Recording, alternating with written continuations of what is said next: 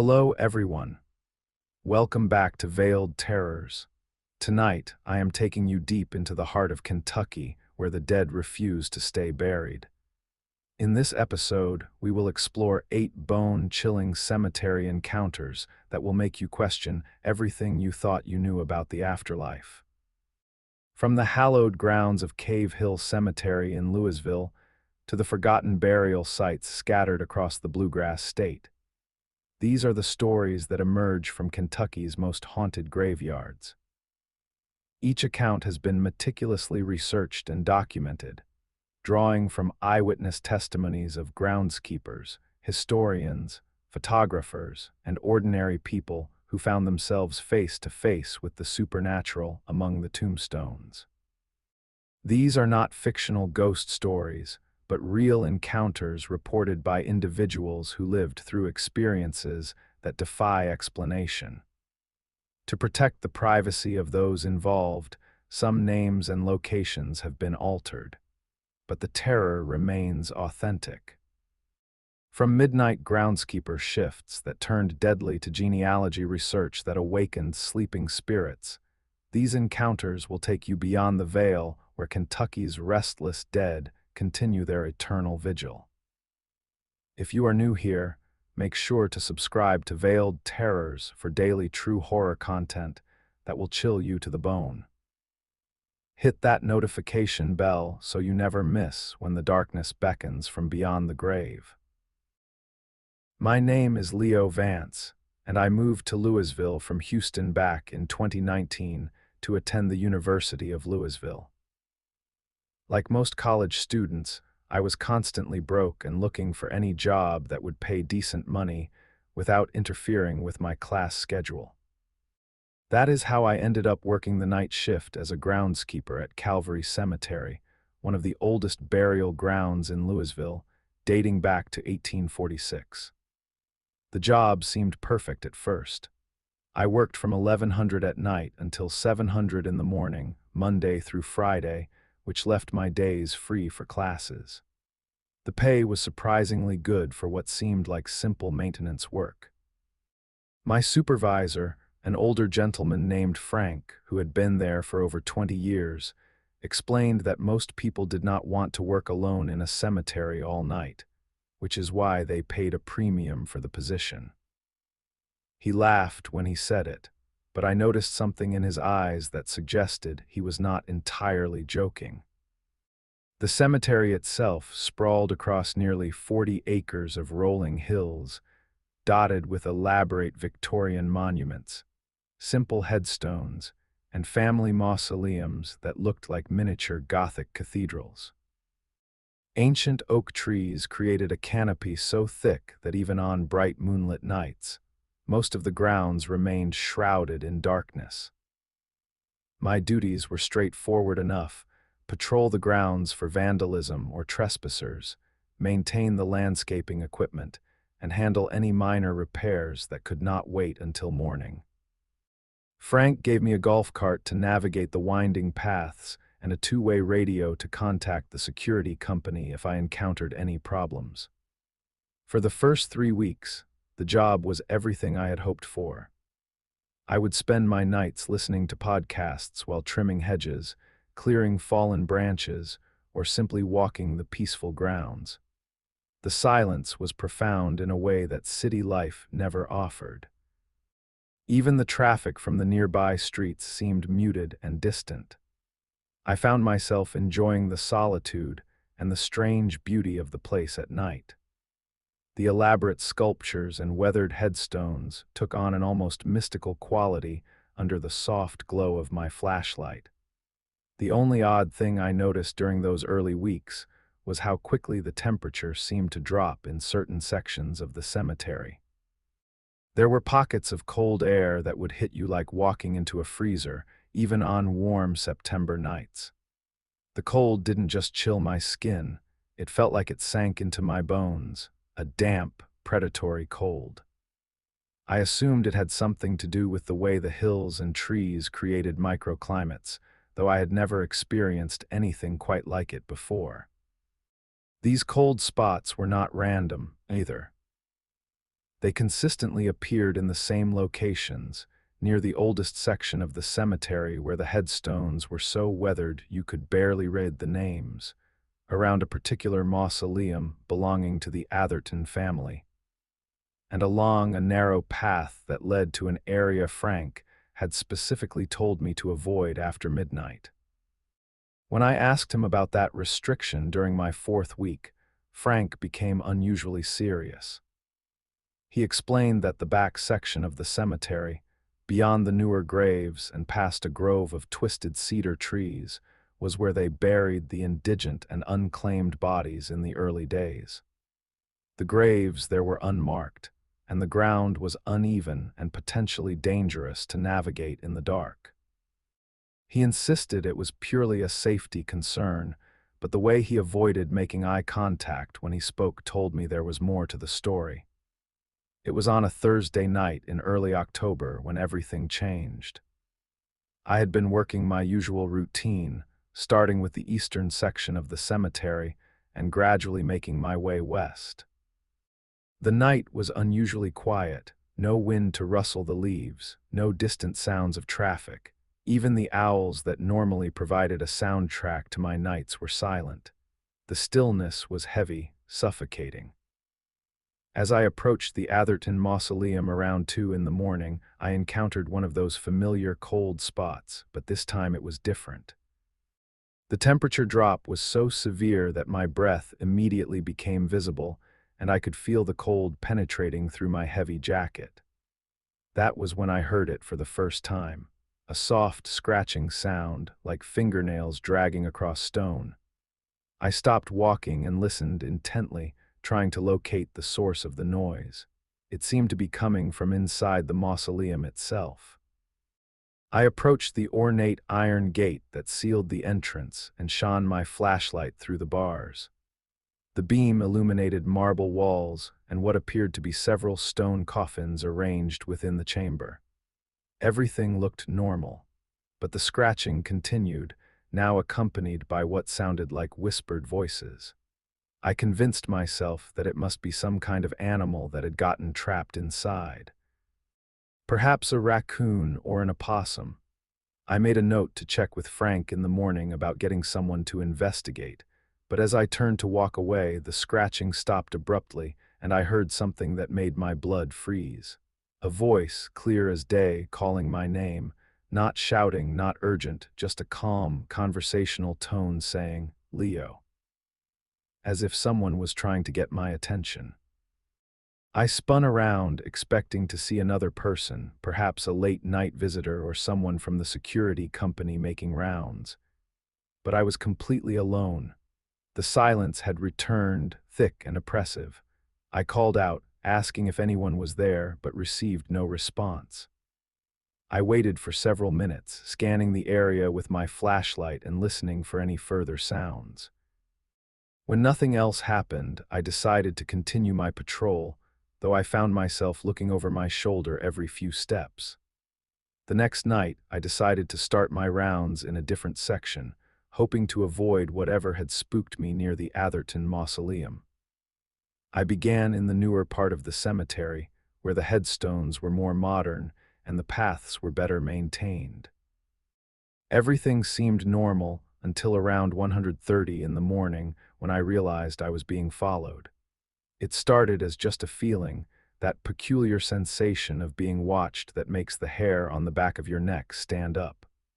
But then I began to notice subtle signs. The sound of footsteps on gravel that would stop whenever I stopped.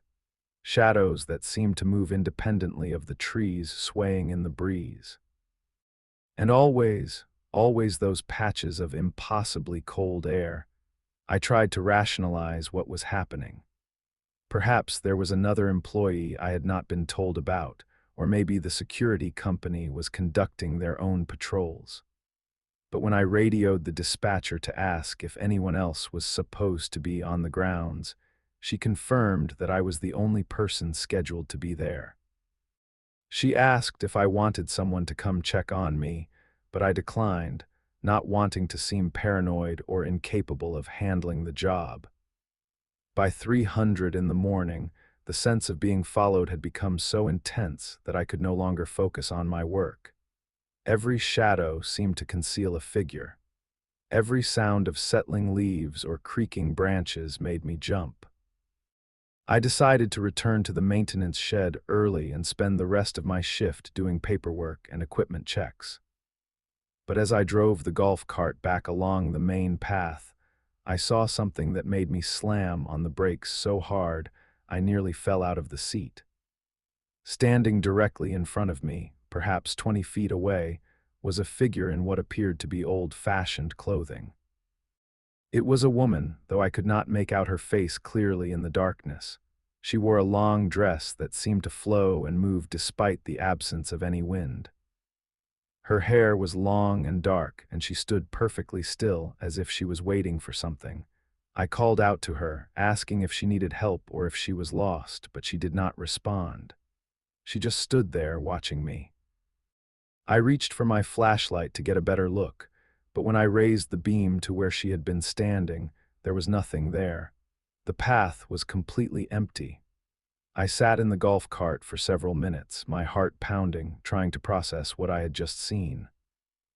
I drove slowly to the spot where the figure had been standing and examined the ground carefully.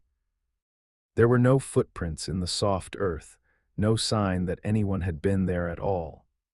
The rest of that night passed without incident, but I could not shake the image of the woman in the old-fashioned dress. When I got home that morning, I spent hours researching the history of Calvary Cemetery online.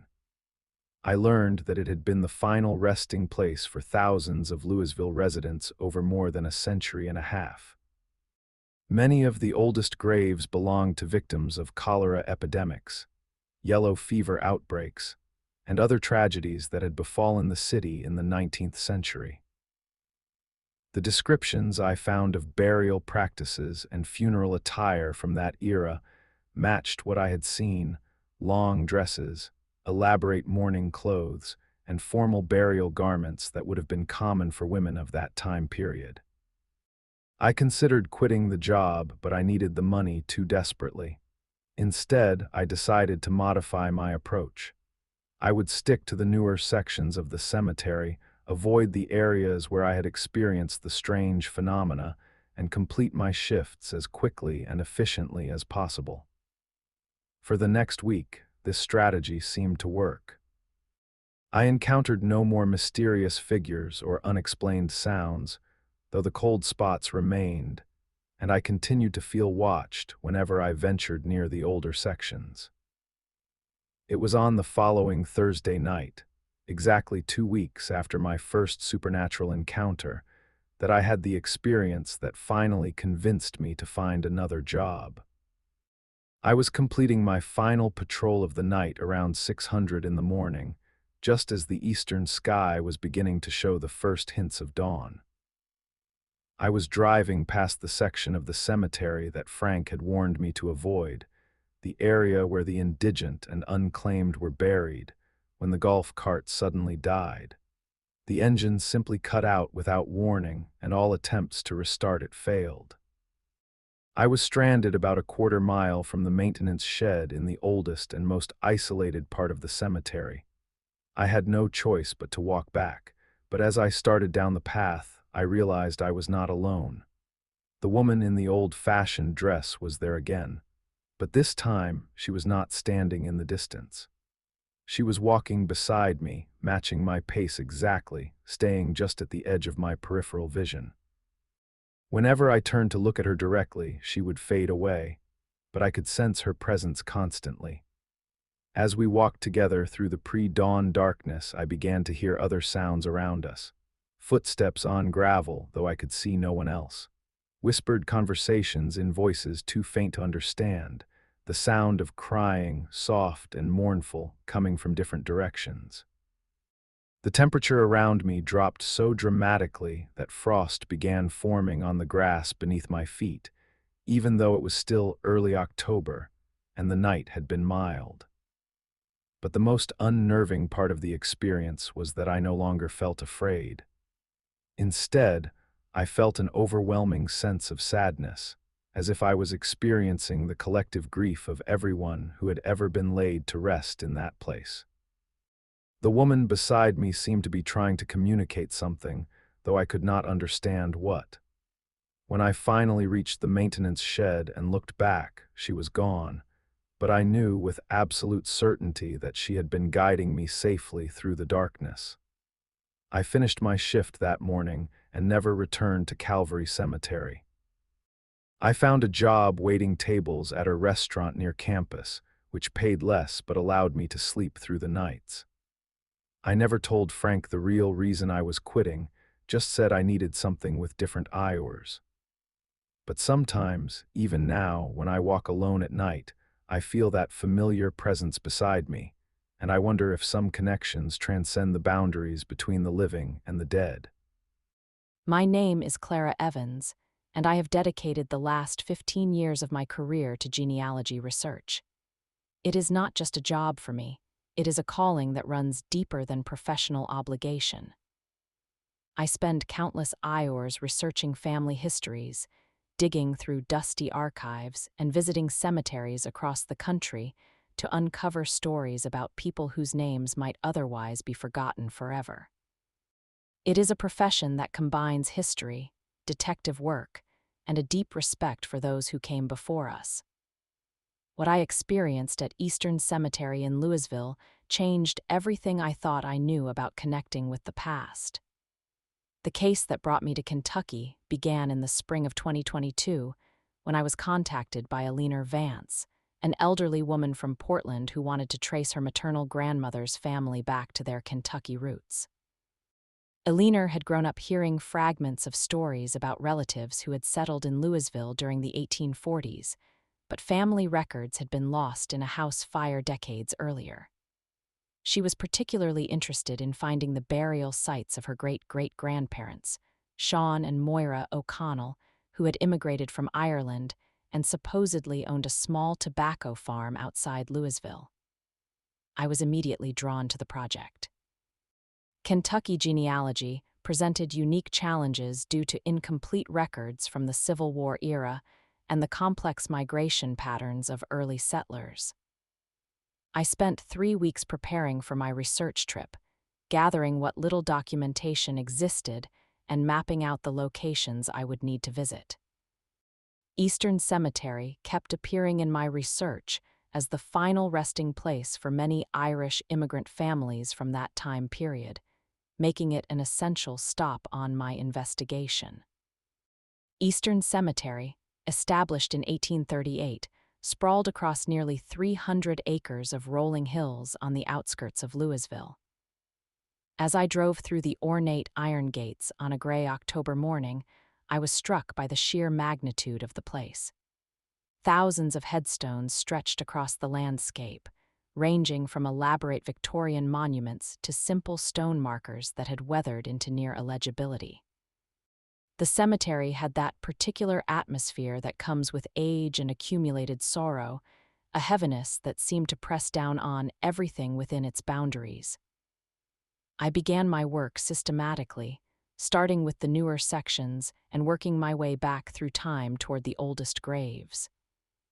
My equipment was standard for genealogy fieldwork: a high-resolution digital camera for documenting headstones, a laptop loaded with genealogy software, detailed maps of the cemetery sections, and notebooks for recording information that could not be captured digitally. I had learned through years of experience to be thorough and methodical, as cemetery research often provided the only concrete evidence of a person's existence. The first few hours of my investigation proceeded normally. I located several graves belonging to Irish families who had arrived in Louisville during the same time period as the O'Connells, and I documented their headstones carefully. The information would help establish the broader context of Irish settlement patterns in the area. As I worked deeper into the older sections of the cemetery, I began to notice something peculiar that I had never encountered in 15 years of cemetery research. Many of the graves I was documenting had fresh wildflowers placed on them, despite showing no other signs of recent visitors. These were not the arranged bouquets typically left by family members, but simple gatherings of native Kentucky flowers that appeared to have been picked that very morning. The flowers were placed with care, not scattered randomly, and they appeared only on graves dating from the 1840s and 1850s. I made a note to ask the cemetery staff about volunteer groups that might be maintaining these older graves, though the randomness of which graves had flowers suggested it was not an organized effort. By mid-afternoon, I had reached the section of Eastern Cemetery where the O'Connell graves were most likely to be located. According to the burial records I had obtained from the Louisville Metro Archives, this area was significantly older and more overgrown than the sections I had been working in earlier. Many of the headstones were tilted at odd angles, and the paths between graves were barely visible beneath decades of accumulated leaves and undergrowth. It was in this secluded area that I first began to experience what I can only describe as an oppressive atmosphere that seemed to emanate from the ground itself. The temperature dropped noticeably as I moved deeper into this section, despite the fact that the October day had been mild and there was no wind to account for the sudden chill. More disturbing was the way sound seemed to be muffled here, as if the very air was thicker and more resistant to noise. I was photographing a particularly weathered headstone when I heard them for the first time, voices, speaking in what sounded like hushed conversation just at the edge of my hearing. The words were indistinct, but the cadence and tone were unmistakably human.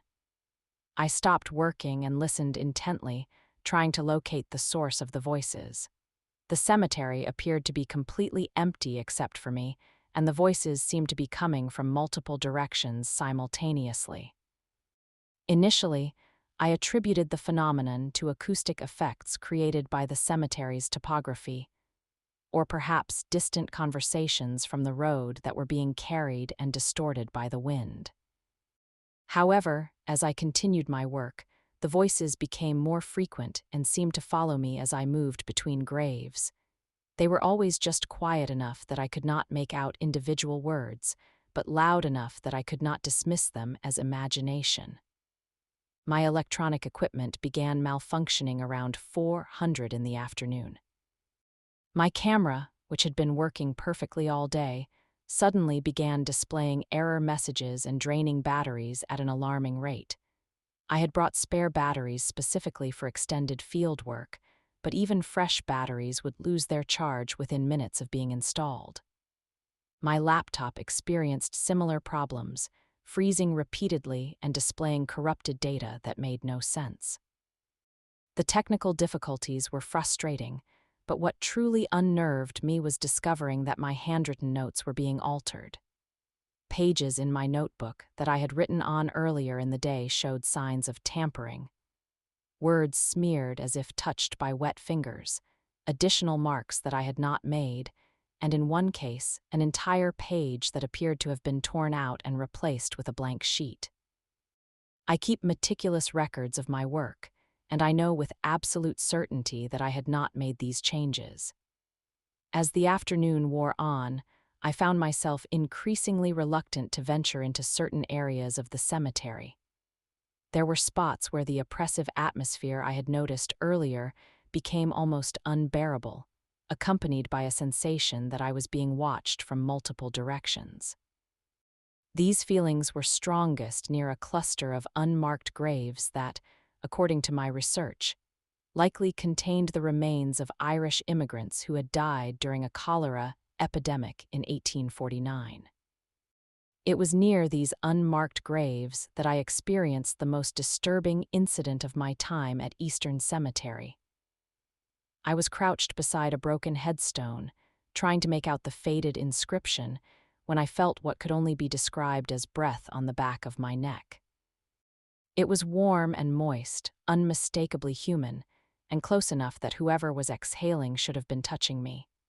I spun around immediately, expecting to find another person who had approached without my notice.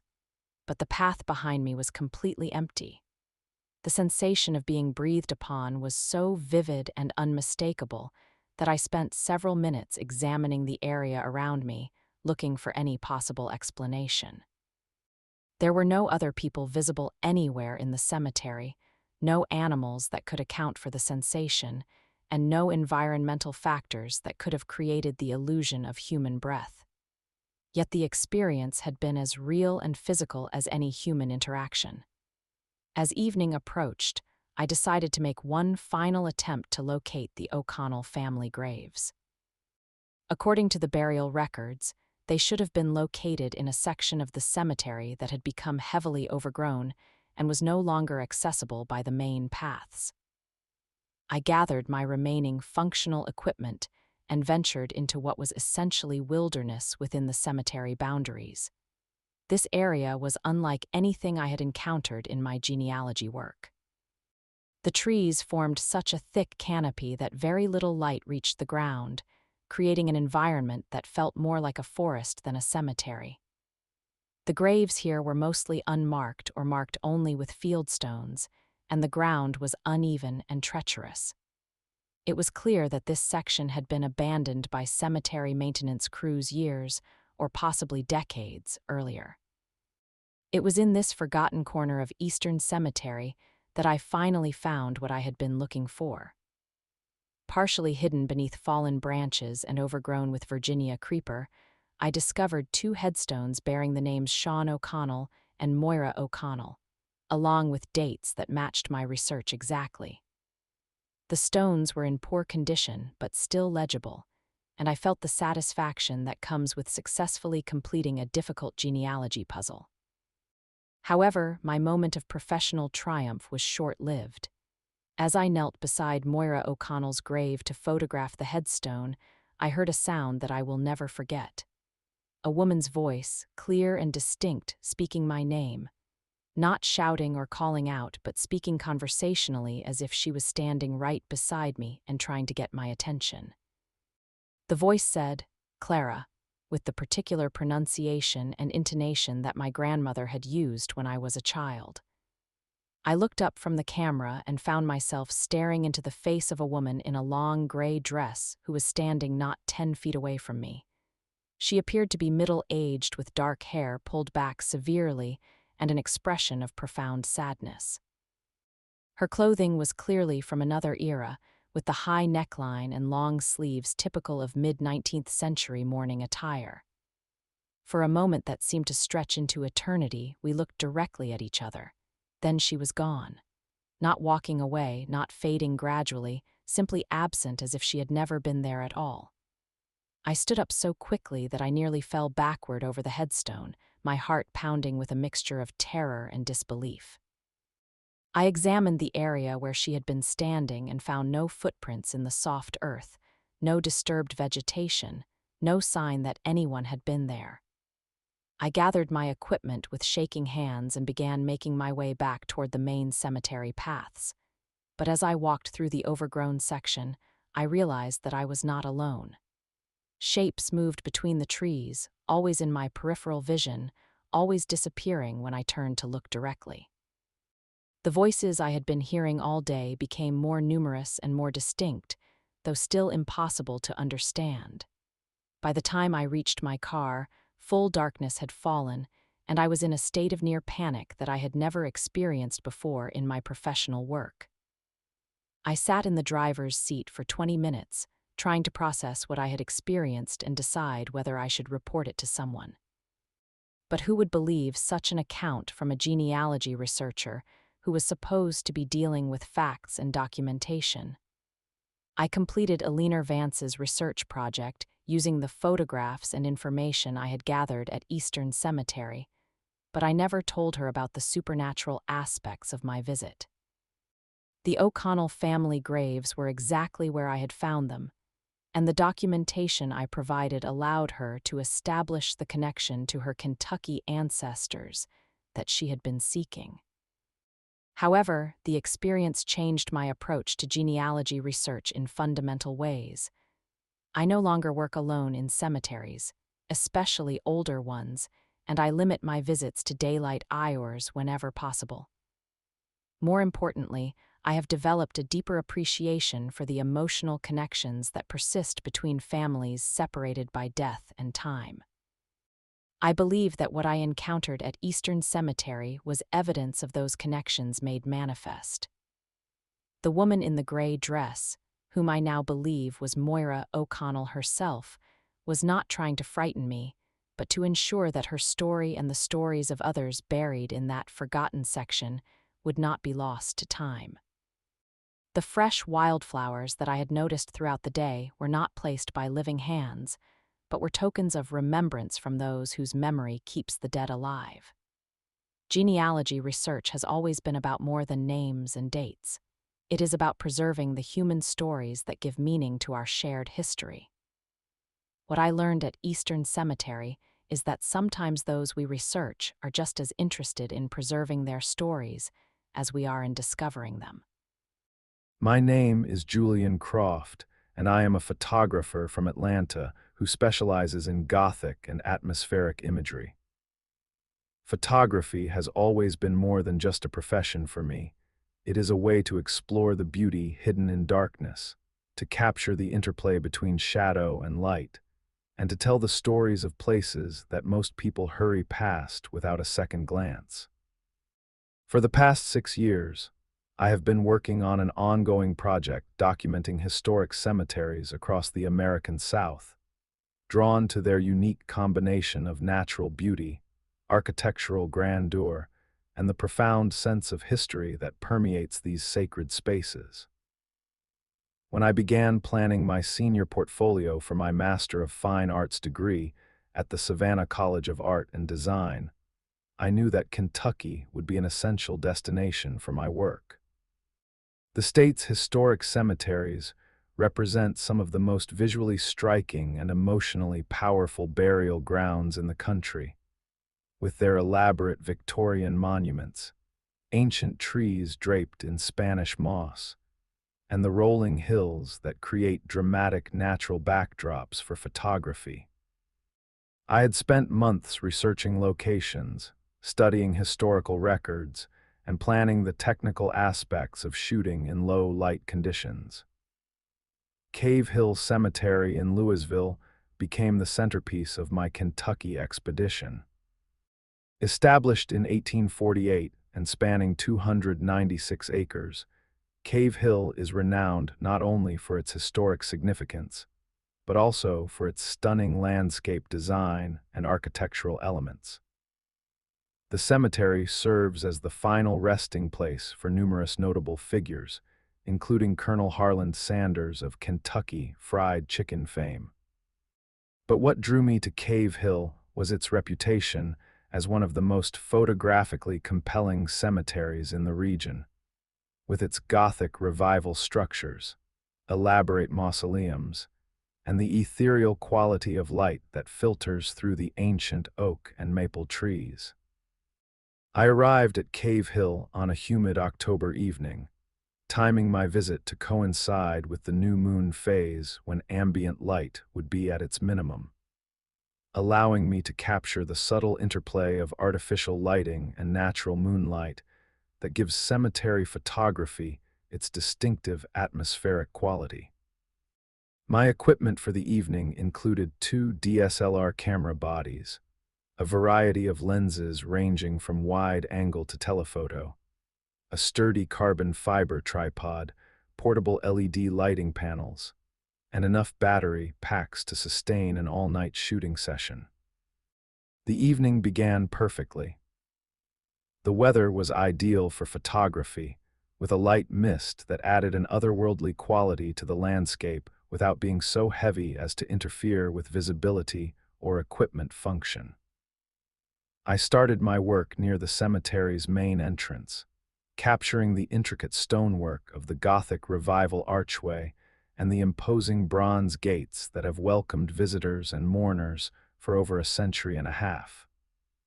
The architectural details were exceptional subjects for my Gothic aesthetic, with their combination of religious symbolism and Victorian funeral artistry. As midnight approached, I moved deeper into the older sections of Cave Hill, where the headstones and monuments date back to the cemetery's earliest years. This area fascinated me both as a photographer and as someone interested in historical preservation. Many of the graves belonged to families who had been instrumental in Louisville's development during the 19th century, and their elaborate monuments reflected both their social status and the funeral customs of their era. The craftsmanship was extraordinary: marble angels with faces worn smooth by more than a century of Kentucky weather, obelisks that towered 20 feet above the ground, and family mausoleums that resembled miniature Gothic cathedrals. It was in this historic section that I began experimenting with long exposure techniques, opening the camera shutter for extended periods to capture the subtle movement of mist through the cemetery, and the way moonlight created dramatic shadows among the monuments.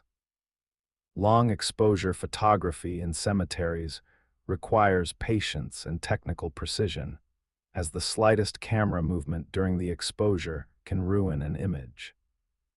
I was particularly interested in capturing what photographers call light painting effects, where moving sources of illumination create streaks and patterns across the frame during the extended exposure time.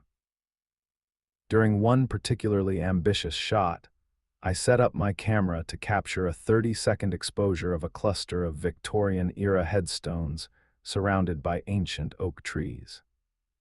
The composition was perfect: the interplay of organic and architectural forms, the dramatic contrast between the dark silhouettes of the trees and the pale limestone of the monuments, and the ethereal quality of the mist that seemed to rise from the ground itself.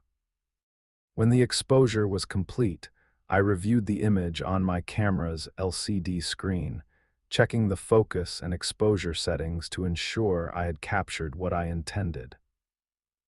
What I saw in that review changed everything about my night at Cave Hill Cemetery. In the background of the image, barely visible but unmistakably present, was a translucent figure that appeared to be standing behind one of the larger headstones. The figure had the shape and posture of a woman in a long dress, her outline soft and slightly luminous against the darker background of the cemetery. At first, I attributed the anomaly to a technical issue. Perhaps condensation on the lens, a reflection from one of my lighting panels, or some kind of digital artifact created by the long exposure process. Professional curiosity compelled me to investigate further. I moved my equipment closer to the location where the figure had appeared and carefully examined the area for any possible explanation for what I had captured. There were no reflective surfaces that could have created the effect, no sources of light that could have caused a lens flare, and no physical objects that could have been mistaken for a human form. I cleaned my lenses thoroughly and checked all my equipment settings, then set up for another series of long exposures in the same location. The results were even more disturbing. Not only did the translucent figure appear again, but this time it was accompanied by additional shapes that seemed to move between frames. By comparing sequential images, I could see that these forms were not static artifacts, but appeared to be moving through the cemetery in patterns that suggested purposeful behavior rather than random light phenomena. The shapes maintained consistent proportions and seemed to interact with the physical environment of the cemetery in ways that suggested they possessed some form of substance, even though they appeared translucent in the photographs. As my photography session continued past midnight, the phenomena intensified rather than diminished. I began capturing images that showed multiple figures simultaneously, sometimes appearing to gather around specific graves or monuments. The figures varied in size and apparent age, from what appeared to be children to adults, and their clothing suggested different historical periods spanning the entire history of the cemetery. Some wore the elaborate funeral attire typical of the Victorian era, while others appeared to be dressed in the simpler clothing of earlier periods. The most unnerving aspect of these photographs was that while I could see the figures clearly in my camera's images, I could not perceive them with my naked eye. Even when I was looking directly at locations where my camera was simultaneously capturing obvious supernatural manifestations, I saw nothing unusual. It was as if the camera was somehow sensitive to phenomena that existed beyond the normal range of human perception, recording images of activities that were occurring in a different dimensional space that overlapped with the physical cemetery. Around 100 in the morning, I decided to experiment with the audio recording capabilities of my camera equipment. Many modern DSLR cameras include high-quality microphones for video recording, and I was curious whether the audio might capture phenomena similar to what was appearing in my photographs. I set up my camera to record both video and audio while I continued taking still photographs, creating a comprehensive documentation of whatever was occurring at Cave Hill Cemetery. When I reviewed the audio recordings later, I discovered that my camera had indeed captured sounds that I had not heard during the actual recording session. The audio files contained what sounded like whispered conversations, though the words were too faint and distorted to understand clearly. There were also sounds that resembled sobbing, footsteps on gravel paths, and what might have been children playing in the distance. Most disturbing were moments when the audio seemed to capture someone saying my name, spoken in tones that ranged from conversational to urgent. The combination of visual and audio phenomena convinced me that I was documenting something far beyond the scope of my original artistic project. However, rather than fleeing from the situation, I found myself increasingly fascinated by the possibilities. As a photographer, I have always been drawn to subjects that challenge conventional understanding of reality, and I realized that I was potentially capturing evidence of phenomena that had been reported by others, but rarely documented with modern photographic equipment. I decided to focus my remaining time at Cave Hill on a specific area of the cemetery that seemed to generate the most intense supernatural activity. A section containing several family mausoleums dating from the 1870s and 1880s. These structures represented the pinnacle of Victorian funeral architecture, with their elaborate stonework, stained glass windows, and interior spaces designed to serve as eternal resting places for entire family lines. According to the historical research I had conducted before my visit, several of these mausoleums housed the remains of families who had experienced tragic losses, including multiple child deaths from epidemic diseases that had swept through Louisville during the late 19th century. As I set up my equipment near the Blackwood family mausoleum, which contained the remains of 5 children who had died during a diphtheria outbreak in 1882, I experienced the most intense supernatural encounter of my entire career as a photographer. The temperature around the mausoleum dropped so dramatically that my breath became visible, and frost began forming on my camera equipment, despite the fact that the October night had been mild and humid. The mist that had been drifting gently through the cemetery all evening began to swirl and concentrate around the mausoleum in patterns that defied the natural air currents. I began taking photographs as quickly as my equipment would allow, capturing frame after frame of the intensifying phenomena. The images showed not just the translucent figures I had been documenting throughout the evening, but what appeared to be a gathering of spirits around the mausoleum. The figures seemed to be interacting with each other and with the physical structure of the tomb, creating a scene that resembled a family reunion or some kind of commemoration taking place in a dimension that existed parallel to our physical reality.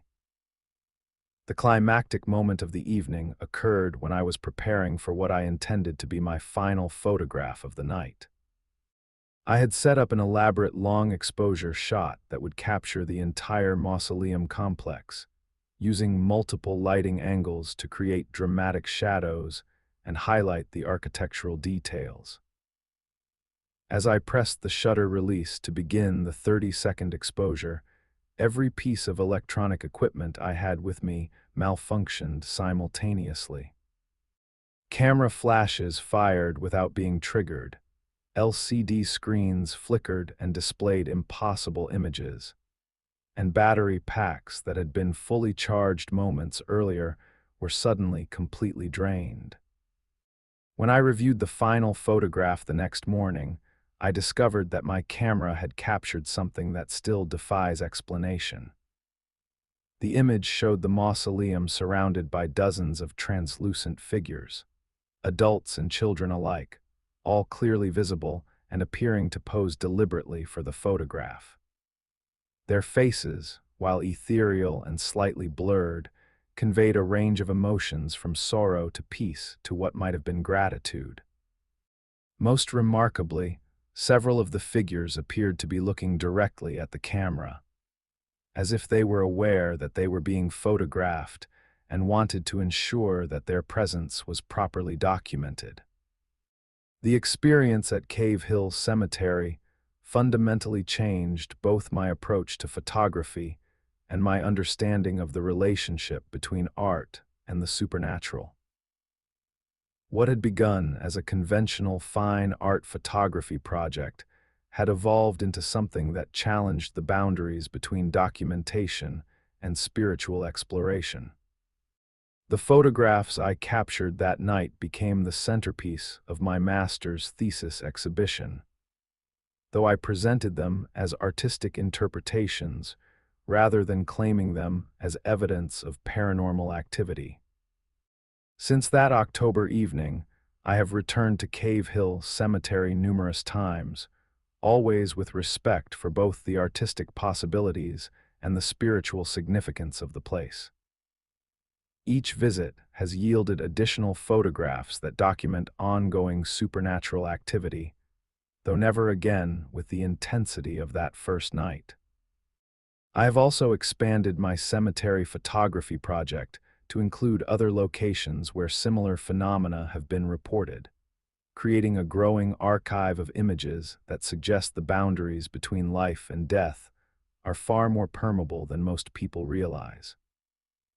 The photographs from Cave Hill Cemetery have been exhibited in galleries across the Southeast and have attracted attention from both art critics and paranormal researchers.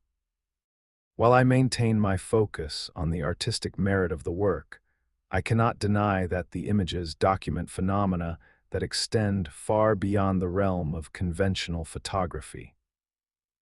They serve as a bridge between the world of the living and whatever existence continues beyond physical death, captured through the unique perspective that only a camera lens can provide.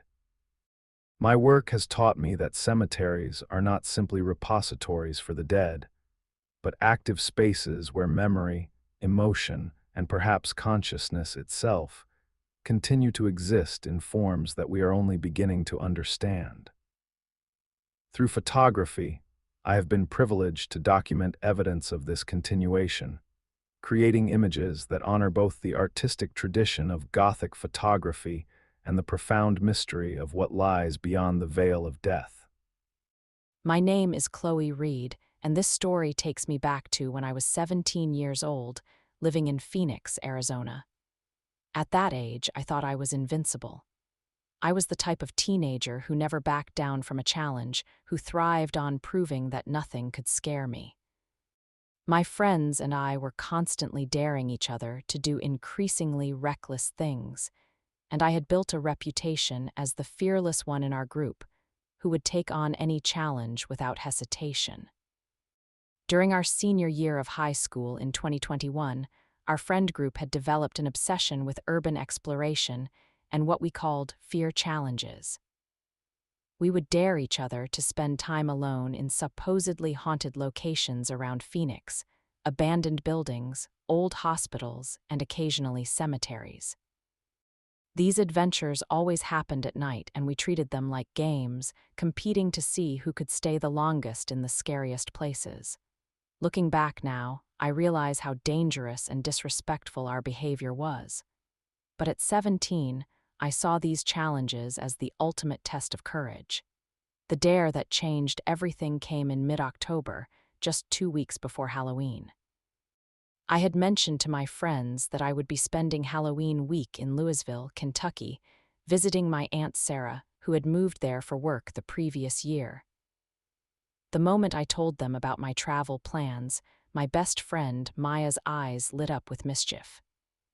She had been researching supposedly haunted locations across the country for her psychology class project on urban legends, and Cave Hill Cemetery in Louisville had appeared on multiple lists as one of the most actively haunted cemeteries in America. The challenge she proposed was deceptively simple: spend exactly 1 hour alone in Cave Hill Cemetery after complete darkness had fallen, document my presence with photographs, and survive whatever supernatural encounters might occur. The rules were specific and non-negotiable. No flashlights or artificial lighting beyond my phone camera flash, no communication devices, no backup plans, and absolutely no leaving before the full hour had elapsed. To make it even more challenging, I would have to venture deep enough into the cemetery that I could not see the entrance or any street lights from my chosen location.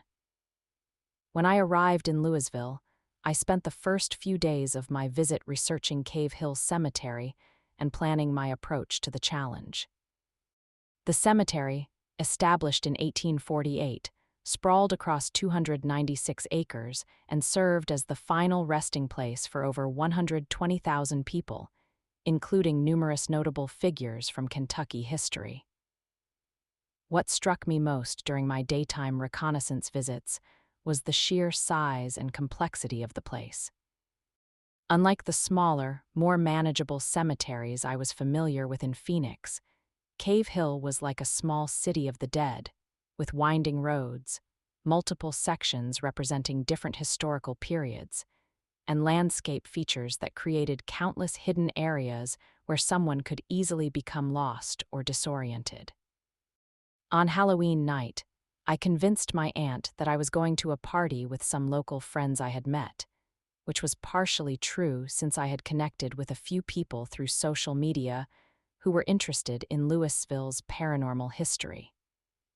However, instead of attending any party, I drove to Cave Hill Cemetery at 9:30 in the evening, timing my arrival to ensure that full darkness would have settled over the grounds by the time I began my challenge. The October night was crisp and clear, with a thin crescent moon providing minimal illumination. As I approached the cemetery's main entrance, I felt the familiar rush of adrenaline that had always accompanied these fear challenges. But there was something different about this experience from the beginning. Unlike the abandoned buildings and urban ruins I had explored in Phoenix, Cave Hill possessed an atmosphere of profound solemnity and accumulated sorrow that seemed to press against me like a physical weight. I entered through a gap in the perimeter fence rather than using the main gates, which were locked after sunset, and began making my way toward the center of the cemetery where the oldest monuments and mausoleums were located.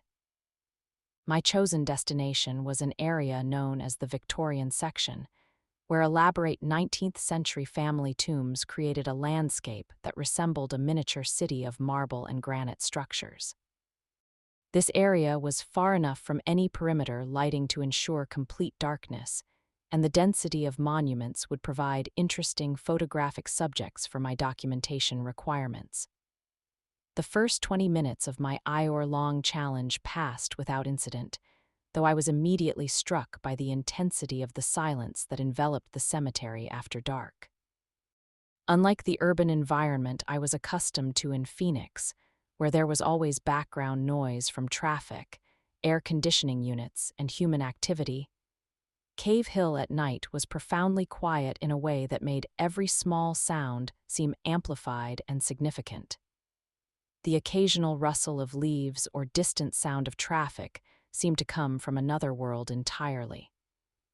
I spent the initial portion of my time taking photographs of various monuments and mausoleums, using my phone's camera flash to illuminate the elaborate Victorian funeral architecture. The dramatic interplay of light and shadow created by the sudden flash in the surrounding darkness produced some genuinely striking images, and I began to think that my friend's challenge might result in some impressive photographic documentation that would prove my fearlessness while also creating memorable artistic images. However, as I moved deeper into the Victorian section and farther from any external light sources, I began to experience phenomena that challenged my skeptical rationalism and tested my resolve to complete the full IOR. The first unusual occurrence was a gradual but noticeable drop in temperature that seemed to be localized around certain specific monuments. These cold spots were not uniform or explainable by normal environmental factors like elevation or wind patterns, but appeared to be concentrated around particular graves in ways that suggested they were somehow emanating from the burial sites themselves. More disturbing were the sounds that began around the 30-minute mark of my challenge. What started as barely perceptible whispers gradually became more distinct and seemed to be coming from multiple directions simultaneously. The voices were too faint to understand clearly, but they had the unmistakable cadence and intonation of human conversation, as if groups of people were having quiet discussions just beyond the range of my hearing.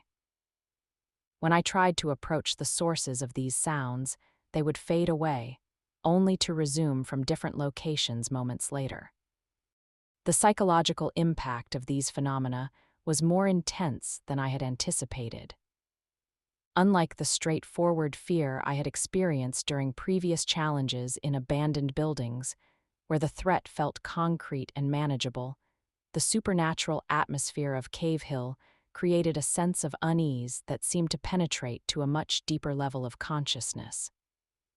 I found myself constantly looking over my shoulder, scanning the shadows between monuments, and questioning whether the shapes I was seeing in my peripheral vision were tricks of light or something more substantial. At approximately 45 minutes into my challenge, I experienced the encounter that would haunt me for years afterward. I was photographing an elaborate family mausoleum belonging to the Atherton family when I heard my name being called in a voice that was unmistakably female but carried an otherworldly quality that made my blood freeze. The voice was not shouting or urgent, but spoke my name with a gentle insistence that suggested familiarity, as if whoever was calling knew me personally and was trying to get my attention for an important reason. I called out in response, asking who was there and whether someone needed help, but received no answer. Instead, the temperature around me plummeted so dramatically that my breath became visible in the suddenly frigid air, and a mist began to rise from the ground around the Atherton mausoleum. The mist moved in patterns that defied the natural air currents, swirling and concentrating in ways that seemed purposeful rather than random. It was within this supernatural mist that I saw her, a figure in white that appeared to be a young woman wearing what looked like a Victorian-era dress. She stood approximately 30 feet away from me near a cluster of smaller headstones that marked the graves of children who had died during a diphtheria epidemic in the 1880s. The figure was translucent but clearly defined, with long dark hair that moved as if stirred by an unfelt breeze and eyes that seemed to be looking directly at me with an expression of profound sadness. For several moments that seemed to stretch into eternity, we regarded each other across the misty cemetery landscape. She raised one arm and pointed toward a small, unmarked grave behind me, then began to mouth words that I could not hear but somehow understood. She was trying to tell me something about the children buried in that section, something about their deaths and the grief that had never fully been laid to rest. The encounter lasted only a few minutes, but its emotional impact was overwhelming. I felt flooded with a sorrow that was not my own, experiencing what seemed to be the accumulated grief of generations of parents who had lost children, families who had been torn apart by disease and tragedy, and individuals who had died far from home and loved ones. The intensity of these emotions was so powerful that I found myself weeping uncontrollably, though I could not explain why. When the apparition finally faded away, dissolving gradually into the mist until nothing remained but the normal darkness of the cemetery, I was left trembling and emotionally exhausted. I completed the remaining few minutes of my hour-long challenge huddled against the cold stone of the Atherton Mausoleum, no longer interested in taking photographs or proving my bravery, but simply trying to process what I had experienced and maintain my composure until I could leave.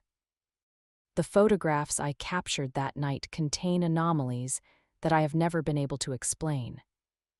Several images show unexplained lights and shadows that were not visible to my naked eye during the actual photography session.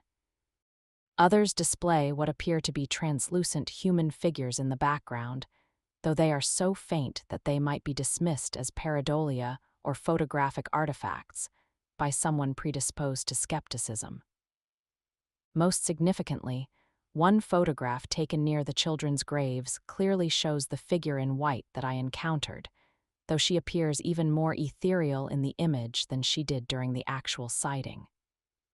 The photograph has been examined by several people with expertise in digital photography, and none have been able to identify any technical explanation for the anomalous figure that appears in the image. The experience at Cave Hill Cemetery fundamentally changed my relationship with fear, death, and the supernatural. I returned to Phoenix a different person than I had been when I left, no longer interested in proving my fearlessness through reckless challenges, but deeply aware that there are aspects of existence that extend far beyond our normal understanding of reality. The encounter taught me that some places hold accumulated emotional energy that can manifest in ways that transcend the boundaries between past and present, between the living and the dead. I have never participated in another fear challenge since that Halloween night, and I have never returned to Cave Hill Cemetery despite having visited Louisville several times in subsequent years. The memory of that encounter remains vivid and emotionally powerful, serving as a constant reminder that respect for the dead and for places of mourning is not just a matter of social convention, but of spiritual necessity. When my friends ask me about that night and whether I successfully completed their challenge, I tell them that I did spend the full hour alone in Cave Hill Cemetery. But I also explain that some experiences change you in ways that make the original motivation for seeking them seem trivial and immature. I learned that true courage is not about proving you are unafraid, but about being willing to face the unknown with respect and humility, even when it challenges everything you thought you understood about the world. My name is Professor Alastair Finch, and I teach American history at Boston University with a specialization in Civil War studies. Over the past 30 years, I have dedicated my academic career to researching and documenting the experiences of soldiers and civilians during America's most devastating conflict.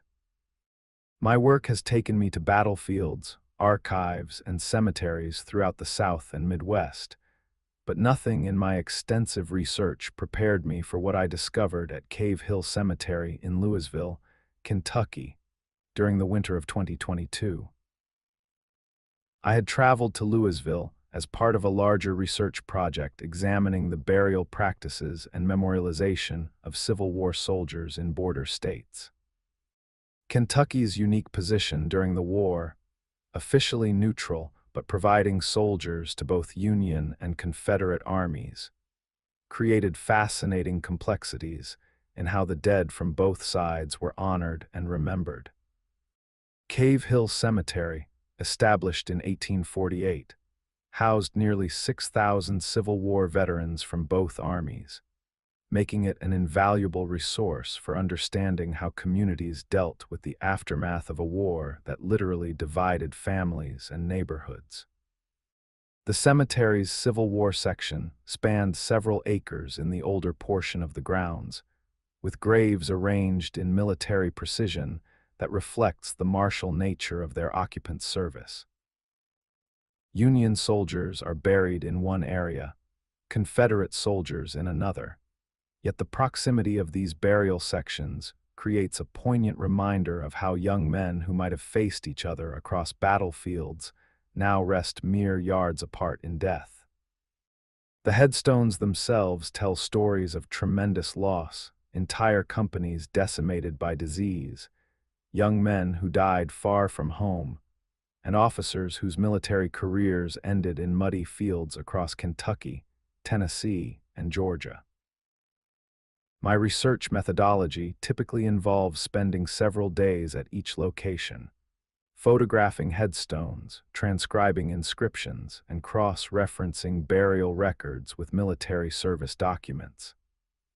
I work systematically, moving through cemetery sections while maintaining detailed notes about burial patterns, monument styles, and any historical significance of particular graves. This methodical approach has served me well throughout my career, allowing me to publish several well-regarded academic papers on Civil War memorial practices and their evolution over time.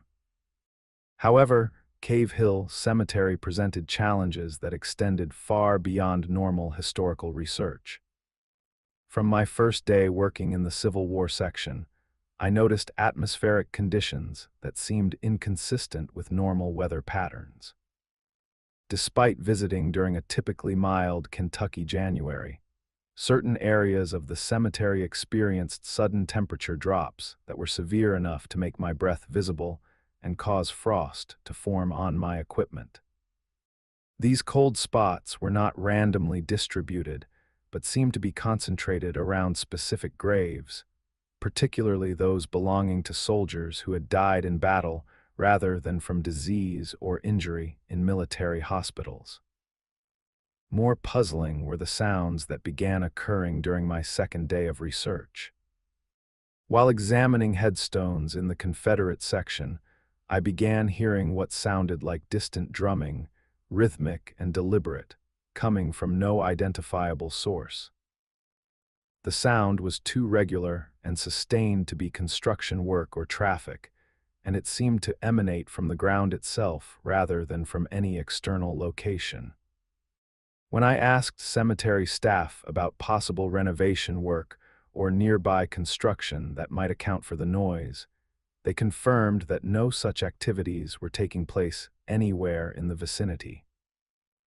The drumming sounds were accompanied by what I can only describe as the distant murmur of human voices, though the words were indistinguishable and seemed to come from multiple directions simultaneously. As a historian accustomed to working alone in quiet archives and libraries, I initially attributed these phenomena to the acoustic properties of the cemetery's landscape, or perhaps my imagination working overtime in the solemn environment. However, as the sounds persisted and became more distinct, I could no longer dismiss them as environmental factors or psychological suggestion. On the third day of my research, while documenting graves in the section reserved for Union soldiers, I experienced my first visual manifestation of whatever supernatural forces were active in Cave Hill Cemetery. I was photographing the headstone of a young private from the 5th Kentucky Infantry Regiment who had died at the Battle of Stones River, when I noticed movement in my peripheral vision. When I looked up from my camera, I saw a figure in what appeared to be a Civil War-era military uniform standing approximately 50 yards away near a cluster of graves belonging to members of the same regiment. The figure was translucent but clearly defined, wearing the dark blue uniform and kepi cap typical of Union infantry soldiers. He stood at attention as if on guard duty, facing toward the Confederate section of the cemetery. Most remarkably, he appeared to be a young man, probably no older than 20, with a lean build and serious expression that I had seen in countless Civil War-era photographs. For several minutes, we regarded each other across the cemetery landscape, and I had the distinct impression that he was as aware of my presence as I was of his. When I attempted to approach the figure, he faded gradually until nothing remained but the normal winter landscape of the cemetery. However, this encounter marked the beginning of increasingly frequent and intense supernatural experiences that would transform my understanding of historical research and the relationship between past and present. Over the following days, I began to see multiple figures throughout the Civil War section, always appearing during daylight hours when I was actively conducting research. They wore uniforms from both armies and appeared to be of various ages and ranks, from young drummer boys to grizzled sergeants with weather-beaten faces that spoke of long campaigns and hard service. Most appeared to be going about military duties, standing guard, marching in formation, or simply observing the cemetery grounds with the alert attention of soldiers on duty. What struck me most about these apparitions was their apparent awareness of each other, and their seeming indifference to the political divisions that had defined their mortal lives. I observed Union and Confederate soldiers occupying the same spaces, sometimes appearing to interact with each other in ways that suggested camaraderie rather than enmity. This supernatural reconciliation was deeply moving to witness, representing a healing that transcended the bitter divisions that had torn the nation apart during their lifetimes. The most extraordinary encounter occurred during my final day of research at Cave Hill Cemetery. I was completing my documentation of a section containing graves of soldiers who had died at the Battle of Perryville, Kentucky's most significant Civil War engagement, when I heard the unmistakable sound of marching feet approaching across the cemetery grounds. The sound grew louder and more distinct, accompanied by the jangle of equipment and the low murmur of men talking among themselves, as soldiers do during long marches. I looked up from my work to see an entire company of soldiers, both Union and Confederate, marching in loose formation along the cemetery's main pathway. They appeared to be heading toward the center of the Civil War section, where a large memorial monument commemorates all the soldiers buried in Cave Hill, regardless of their allegiance. The procession included soldiers of all ages and ranks, some carrying rifles, others bearing regimental flags that hung limp in the still winter air. As they passed near my location, several of the soldiers turned to look at me directly, acknowledging my presence with nods or slight salutes. One figure, an officer wearing the insignia of a Union colonel, broke away from the formation and approached me. He was a middle-aged man with a full beard and the bearing of someone accustomed to command. When he spoke, his voice was clear but seemed to come from a great distance, as if he was calling across a vast space. He told me that they appreciated my work in preserving their stories and ensuring that their service and sacrifice were remembered by future generations. He explained that they had been waiting for someone who would understand the importance of their experience and could communicate their message to the living world. The war that had divided them in life, he said, had been resolved in death, and they now stood together as brothers who had served their country according to their conscience and the circumstances of their time. The colonel asked me to convey to others that the animosity and hatred that had characterized the Civil War period had been transformed into mutual respect and understanding. The soldiers buried at Cave Hill, regardless of the color of their uniforms, were united in their desire to be remembered not as enemies, but as young men who had answered their nation's call to service, even when that call led them to fight against fellow Americans who shared their fundamental values and aspirations. This message, delivered by a supernatural messenger in a Louisville cemetery, profoundly changed my approach to Civil War history. I realized that my academic focus on military strategy, political causes, and statistical analysis had overlooked the essentially human dimension of the conflict, the shared experience of young men thrust into circumstances beyond their control, fighting for causes they may not have fully understood, but united by their commitment to duty and their love for the country they served. When the colonel finished speaking, he saluted me formally and rejoined the formation, which continued its march toward the central memorial. I watched until the entire procession faded from view, leaving me alone among the headstones with a sense of having witnessed something sacred and historically significant. The experience at Cave Hill Cemetery led me to publish a paper titled Reconciliation Beyond the Grave: Supernatural Encounters and Historical Understanding in the Journal of American History. Though I presented the supernatural elements as metaphorical rather than literal experiences, the paper argued for a more humanistic approach to Civil War studies that emphasizes the shared experiences and eventual reconciliation of Americans who were temporarily divided by political and regional differences.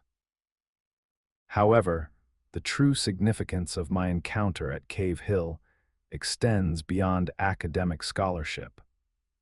It demonstrated that historical research is not simply about documenting facts and analyzing data, but about connecting with the human experiences that give meaning to historical events.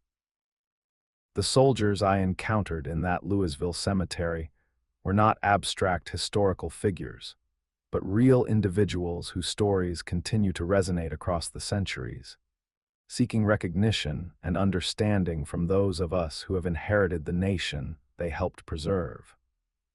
Since that winter day in 2022, I have returned to Cave Hill Cemetery several times, always hoping to encounter the soldiers again. While I have not experienced manifestations as dramatic as that initial research trip, I continue to sense their presence among the headstones, standing eternal guard over the memory of their service, and the lessons their experiences can teach us about duty, sacrifice, and the possibility of reconciliation even after the most bitter conflicts.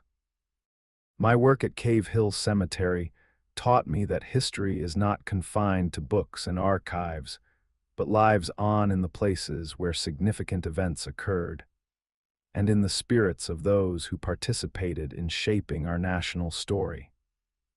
The Civil War soldiers buried in that Louisville cemetery represent more than statistical casualties or strategic assets.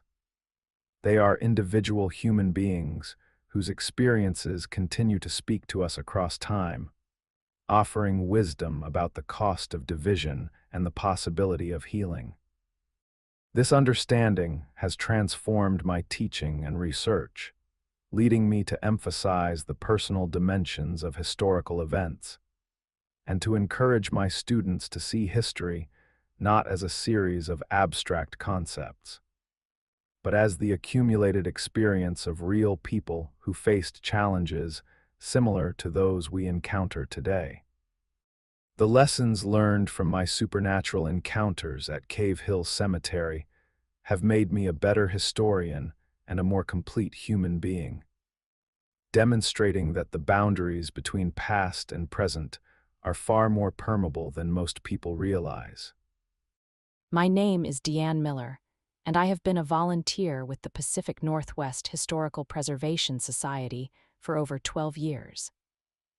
I live in Seattle, Washington, but my work with gravestone restoration has taken me across the United States to preserve neglected cemeteries and repair damaged headstones that serve as the last remaining records of countless forgotten lives. Our organization operates on the principle that these stone monuments are not merely markers of death, but vital connections to history that deserve preservation for future generations who seek to understand their heritage and the experiences of those who came before them. In the autumn of 2022, our restoration team received a request from the Kentucky Historical Society to assist with a project at Fairview Cemetery, a small rural burial ground located approximately 15 miles southeast of Bowling Green. The cemetery, established in 1823 by the founding families of what was then a frontier settlement, had fallen into severe disrepair over the past several decades. Many headstones had been toppled by storms, broken by vandalism, or simply succumbed to the relentless effects of Kentucky weather and neglect. The local community lacked the resources and expertise necessary to properly restore the cemetery, but they were determined to preserve the final resting place of their ancestors.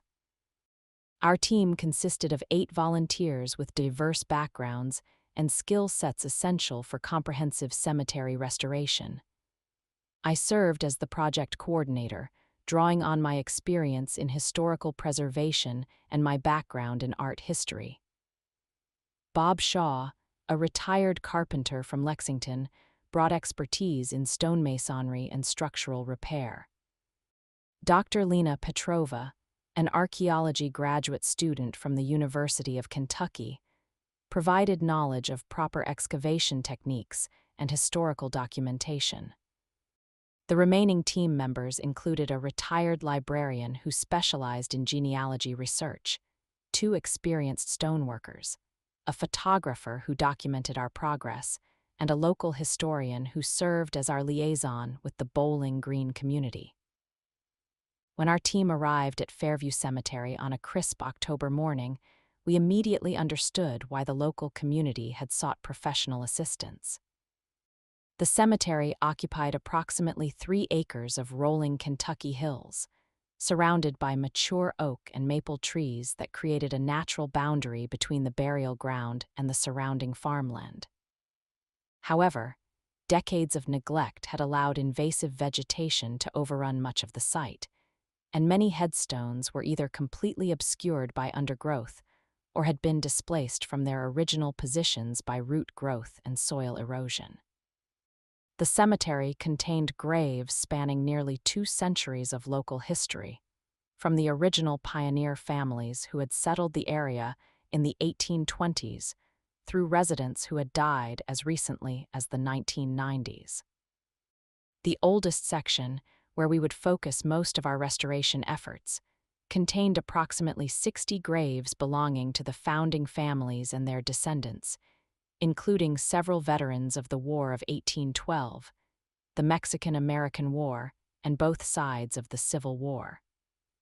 Many of these early headstones were crafted from local limestone that had weathered beautifully, but had also proven vulnerable to acid rain and biological growth that obscured their inscriptions. Our restoration methodology followed established preservation protocols developed by the National Trust for Historic Preservation. We began each day by carefully documenting the existing condition of headstones through photography and detailed written assessments. Next, we would gently clean accumulated dirt, lichen, and biological matter using specialized tools and cleaning solutions that would not damage the original stone. When necessary, we would reset fallen stones using appropriate materials and techniques that maintained historical authenticity while ensuring long-term stability. During our first day of work, I was assigned to restore a cluster of graves in the oldest section of the cemetery, where the original pioneer families had been buried beneath simple limestone markers that bore minimal decoration but contained essential genealogical information. Working alongside Bob and Lena, I began the meticulous process of clearing decades of accumulated debris from around the headstones and carefully cleaning their surfaces to reveal the faded but still legible inscriptions carved into the stone. The work was physically demanding but spiritually rewarding, as each cleaned headstone revealed the name and dates of someone whose life had contributed to the development of the local community. We uncovered graves belonging to farmers, craftsmen, mothers who had died in childbirth, and children who had succumbed to the diseases that swept through frontier settlements with devastating regularity. Each inscription told a story of hardship, loss, and the determination of people who had chosen to build their lives in what was then considered the western frontier of American civilization. However, as we worked deeper into the restoration project, our team began experiencing phenomena that challenged our scientific approach to historical preservation. The first unusual occurrence happened during our second day when I heard distinct footsteps walking behind me while I was kneeling beside a particularly weathered headstone belonging to Martha Coleman, who had died in 1847 at the age of 24. When I turned to see which team member was approaching, I found that I was completely alone in that section of the cemetery, and the nearest volunteer was working more than 50 yards away. Initially, I attributed the phenomenon to the acoustic properties of the cemetery environment, or perhaps my imagination being influenced by the solemn atmosphere of our work. However, similar experiences began occurring with increasing frequency for multiple team members. Lena reported feeling as though she was being watched while working alone near a massive oak tree that shaded several Civil War-era graves, and Bob mentioned hearing faint conversations in voices too distant to understand clearly. These supernatural encounters intensified as our work progressed, and we became more deeply involved in the restoration of individual graves. During our third day at Fairview Cemetery, while carefully cleaning the headstone of Ezekiel Morrison, a War of 1812 veteran who had died in 1852, I experienced the most profound supernatural encounter of my career in historical preservation. As I was gently scraping lichen from the carved inscription on Morrison's headstone, I felt a sudden and dramatic drop in temperature that seemed to emanate from the ground beneath me. The cold was so intense that my breath immediately became visible in the previously mild October air, and frost began forming on the metal tools I was using for the restoration work. Simultaneously, I felt what could only be described as a gentle but unmistakable pressure on my shoulder, as if someone was placing their hand there in a gesture of appreciation or encouragement. When I looked up from my work, I saw a translucent figure standing approximately 10 feet away from me near a cluster of children's graves that we had not yet begun to restore. The figure appeared to be a woman in her 30s wearing a long dress with intricate lace detailing typical of mid-19th century fashion. Her hair was arranged in the elaborate style popular during the 1840s and 1850s, and her overall appearance suggested someone from the same historical period as the graves we were restoring. What struck me most about this apparition was the expression of profound gratitude and peace on her face.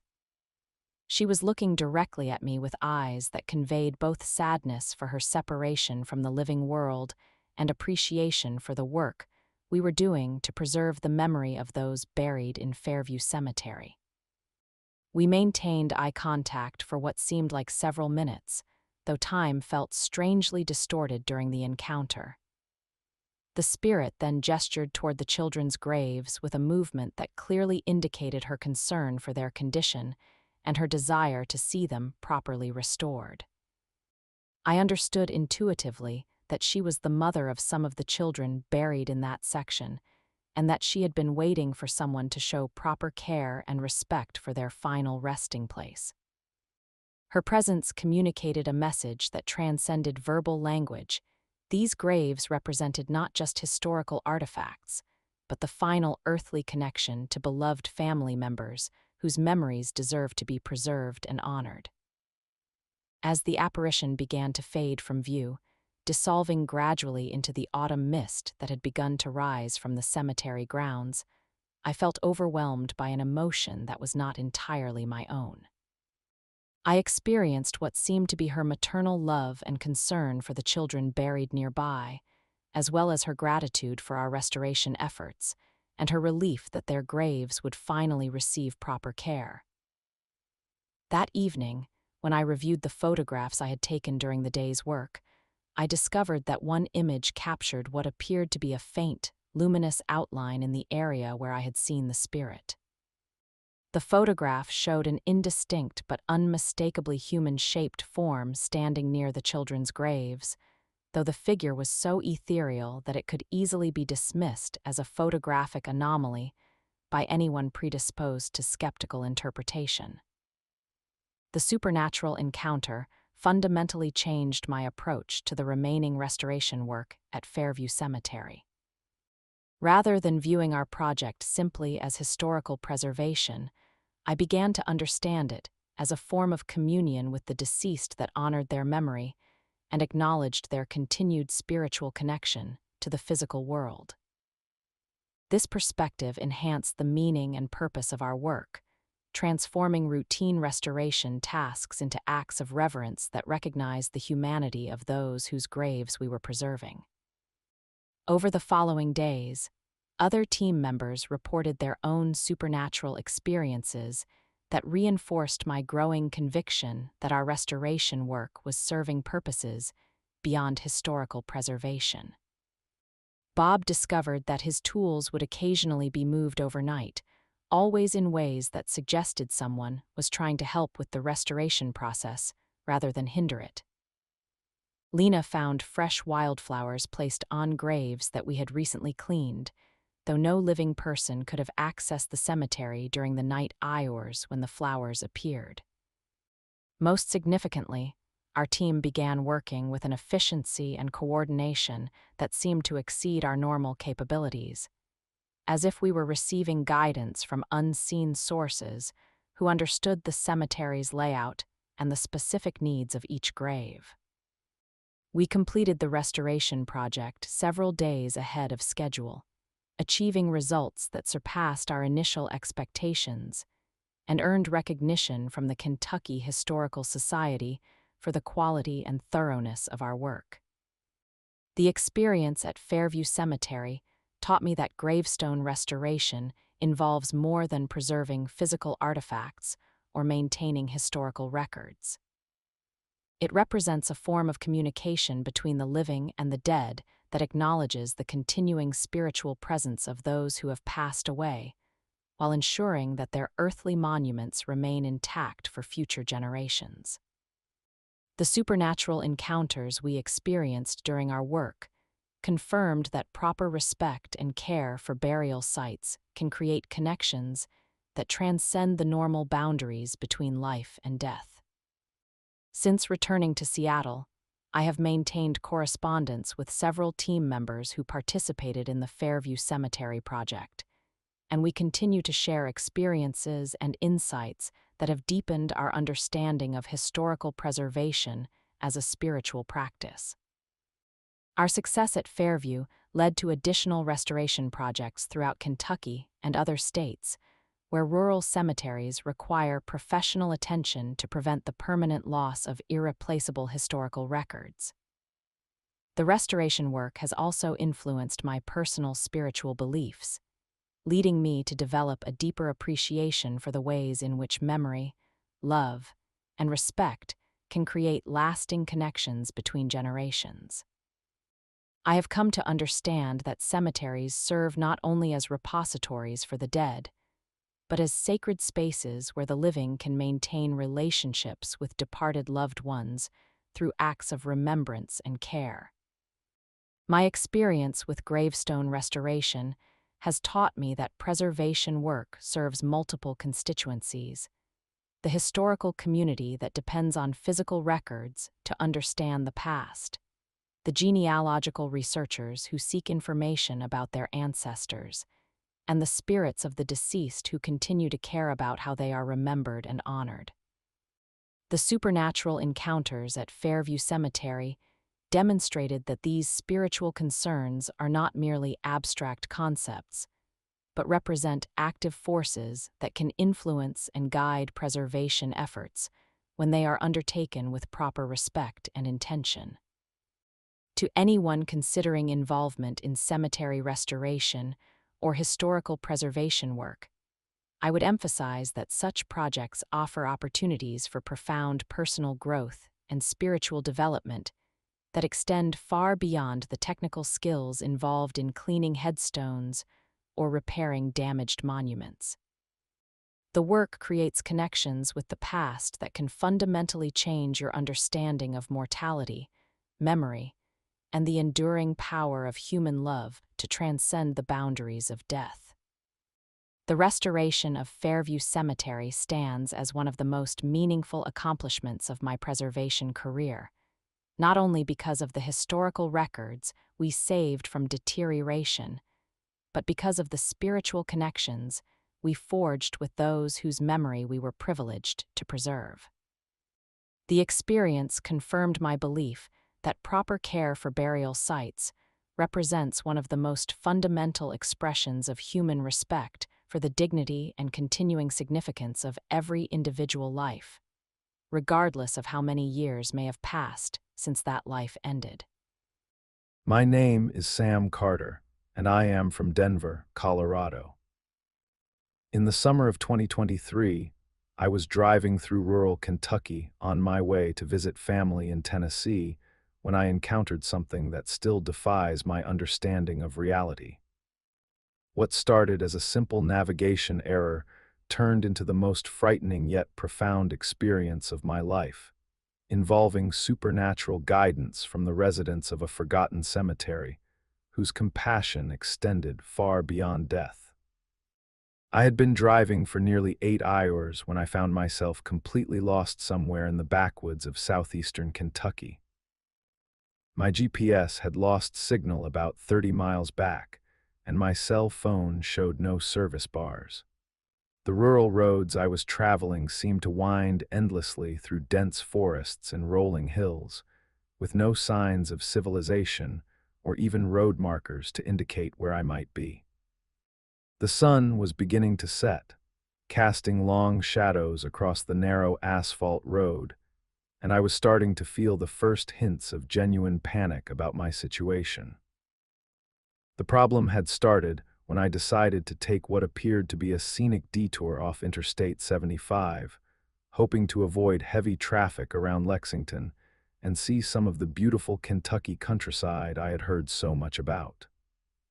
What had seemed like a simple alternate route had quickly evolved into a maze of increasingly smaller roads that seemed to lead deeper into wilderness rather than toward any recognizable destination. After 2 hours of driving through rural Kentucky, without seeing another vehicle or any indication that I was heading in the right direction, I realized that my decision to leave the interstate had been a serious mistake. As darkness began to fall, I spotted what appeared to be a small church ahead, its white steeple barely visible through the trees in the fading light. I felt a surge of relief, thinking that I could ask for directions and possibly use a phone to call my family and let them know about the delay. However, as I pulled into what I thought was a church parking lot, I discovered that the building was actually an abandoned chapel with boarded windows and obvious signs of long neglect.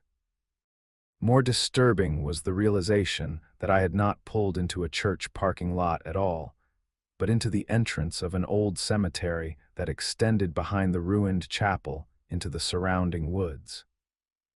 The cemetery appeared to be very old, with headstones dating back to the 1800s and possibly earlier. Many of the monuments were tilted at odd angles or had fallen over completely, and the entire area was overgrown with vegetation.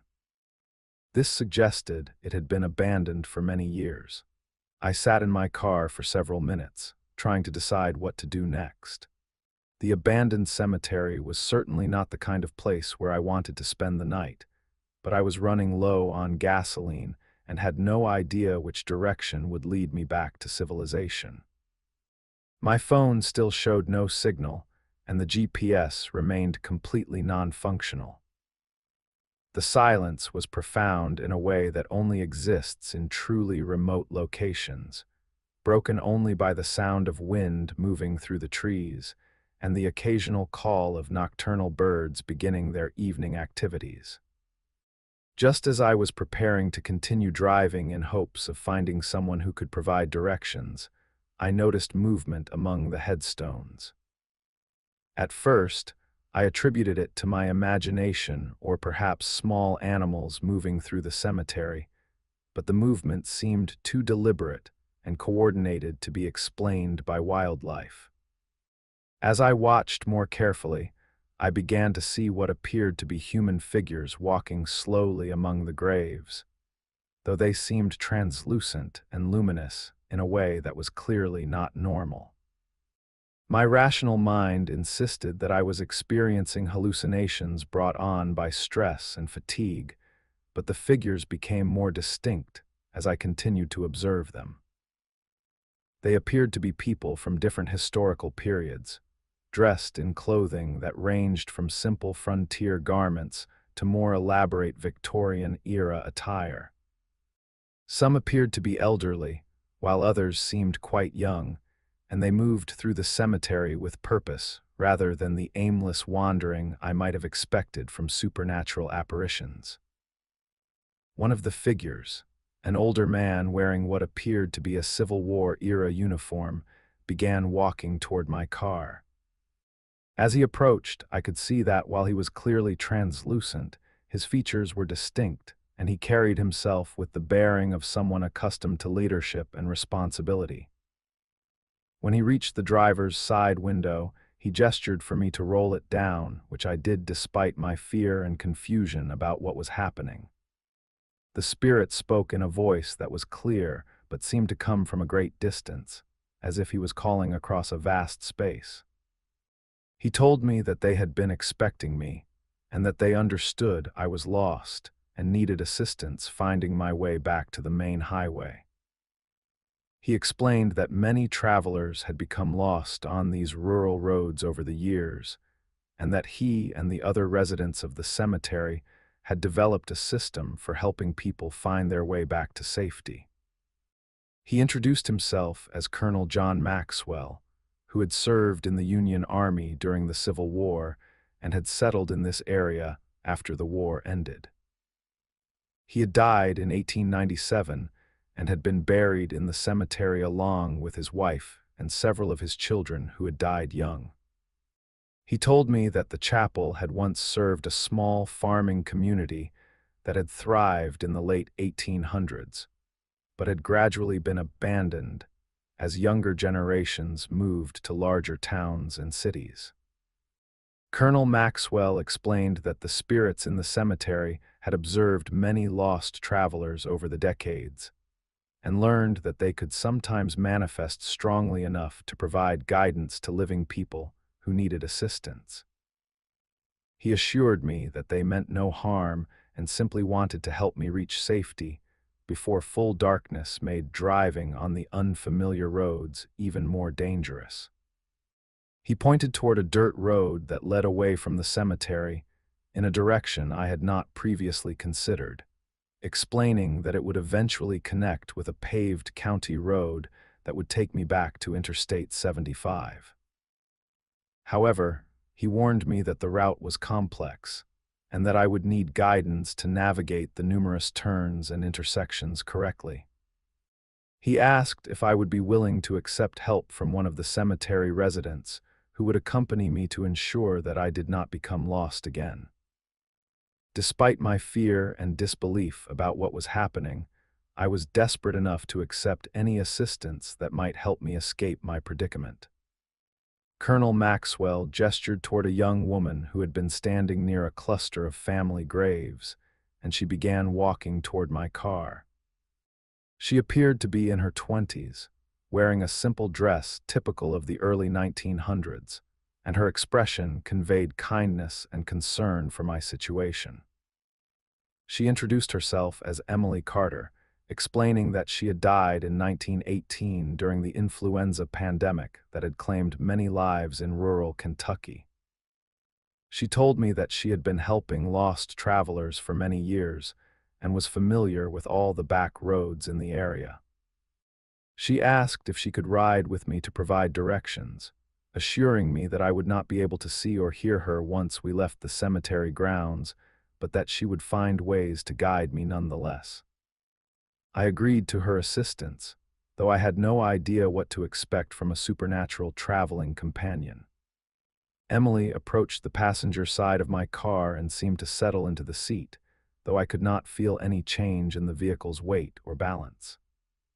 She told me to begin driving toward the dirt road that Colonel Maxwell had indicated and assured me that she would find ways to communicate the directions I needed to follow. As we left the cemetery and began driving along the dirt road, Emily's visible form gradually faded until I could no longer see her at all. However, I immediately began experiencing what I can only describe as intuitive knowledge about which direction to turn at each intersection. At every fork in the road or junction with other paths, I found myself inexplicably certain about which route to take. Even though I had never traveled these roads before and had no logical basis for making such decisions. The guidance continued for nearly an hour as we navigated through a complex network of rural roads that wound through forests, farmland, and small communities that seemed frozen in time. Several times I felt compelled to stop the car when the road ahead was blocked by fallen trees or washed-out bridges, only to discover alternate routes that I would never have noticed without supernatural assistance. Most remarkably, I began to sense Emily's presence and personality despite being unable to see or hear her directly. I felt her patient kindness and her genuine concern for my safety, as well as her knowledge of the local area and her familiarity with the challenges that travelers faced on these remote roads. At one point, when I was beginning to doubt the directions I was receiving, I felt what seemed like a gentle touch on my shoulder and experienced a surge of confidence and reassurance that convinced me to continue following the intuitive guidance. Eventually, we emerged onto a paved county road that I recognized from my earlier travels, and I knew that I was only a few miles from the interstate highway that would take me back to my original route. As soon as I reached the familiar road, the supernatural guidance ceased, and I felt Emily's presence fade away completely.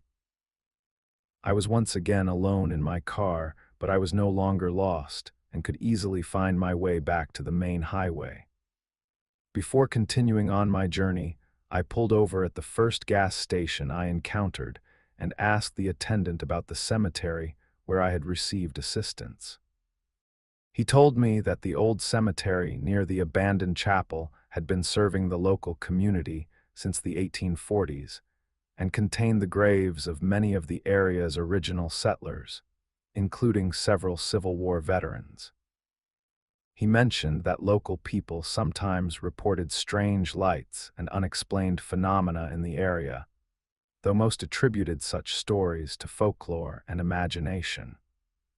When I described my experience to the attendant, he became very serious and told me that I was not the first traveler to report receiving supernatural guidance from the cemetery residents. He explained that over the years, numerous drivers had become lost on the complex network of rural roads and had somehow found their way back to safety with assistance they could not logically explain.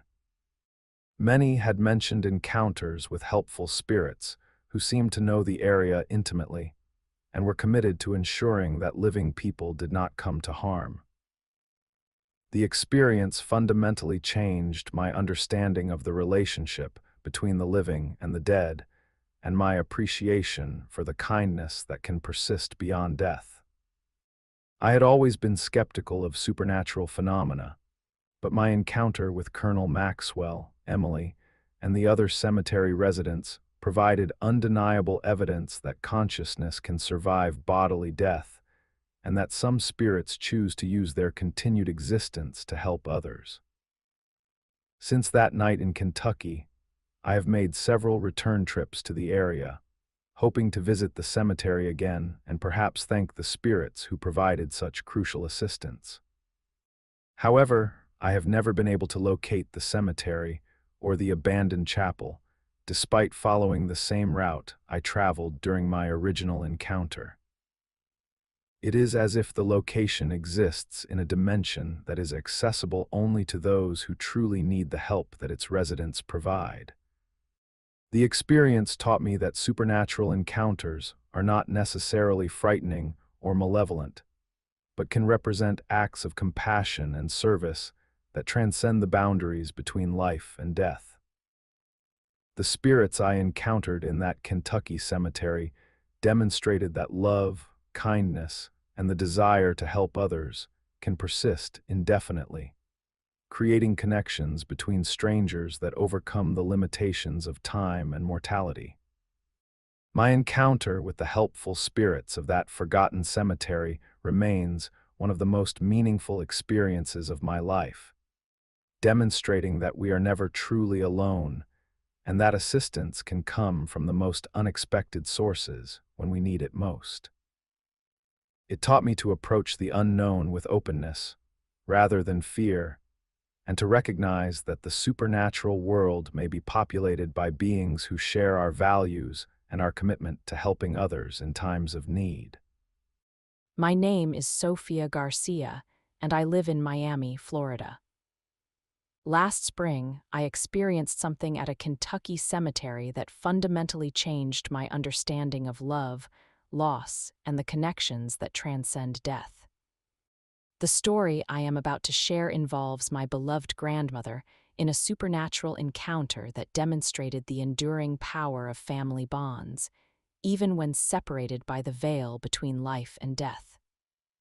My grandmother, Isabella Garcia, had been the cornerstone of our large Cuban-American family for over 8 decades. She had immigrated to Miami from Cuba in 1962, carrying nothing but her rosary, a photograph of her deceased husband, and an unshakable faith that had sustained her through decades of hardship and eventual prosperity in America. Abuela Isabella, as we all called her, possessed the kind of unconditional love and wisdom that only comes from a lifetime of sacrifice for family. And her sudden death from a heart attack in March 2023 left our entire extended family devastated and struggling to comprehend life without her guiding presence.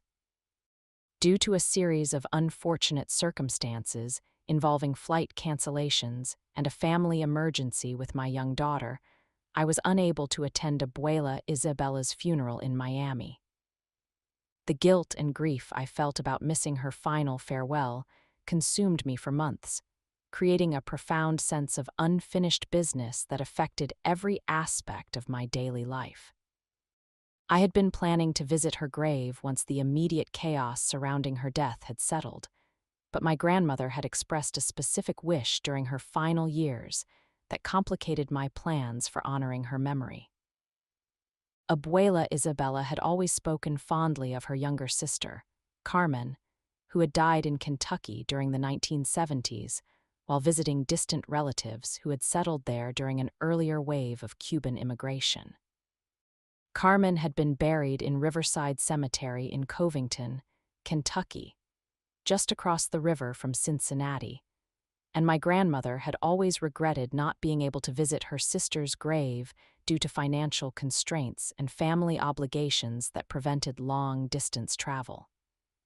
During her final months, Abuela Isabella had frequently mentioned her desire to visit Carmen's grave and had made me promise that someone from the family would eventually make the trip to Kentucky to pay respects to her beloved sister. She had kept Carmen's burial information in a small wooden box along with photographs and letters, and she had asked me specifically to ensure that Carmen would not be forgotten by future generations of our family. After months of grief counseling and soul searching about how to properly honor both my grandmother and her sister, I decided to make a pilgrimage to Carmen's grave in Kentucky during the first anniversary of Abuela Isabella's death. I planned the trip as a way to fulfill my grandmother's final wish while also creating a meaningful memorial experience that might help me process my grief and find some sense of closure about missing her funeral. I arrived in Covington, Kentucky on March 15, 2024, exactly 1 year after my grandmother had passed away in Miami. The timing was intentional, as I hoped to create a spiritual connection between the anniversary of Abuela Isabella's death and my visit to her sister's grave. I had brought flowers, candles, photographs of both sisters, and a handwritten letter expressing the family's love and our commitment to remembering both women's contributions to our family's history. Riverside Cemetery proved to be a sprawling and beautifully maintained burial ground that overlooked the Ohio River, with sections dating back to the mid-1800s, and containing graves representing multiple waves of immigration to the Cincinnati area. Finding Carmen's specific grave required assistance from the cemetery office, as the burial had occurred over 40 years earlier, and the records were not easily accessible through online databases. When I finally located Carmen's grave in a quiet section near the cemetery's eastern boundary, I was struck by how peaceful and well-maintained the area appeared. Her headstone was simple but elegant, bearing her name, dates, and a brief inscription in Spanish that spoke of her love for family and her faith in God. I spent the afternoon cleaning the headstone, arranging the flowers I had brought, and simply sitting beside the grave while sharing stories about our family and the changes that had occurred since Carmen's death. As evening approached and the cemetery prepared to close for the night, I made the decision to return after dark to hold a private memorial ceremony that would honor both Carmen and Abuela Isabella simultaneously.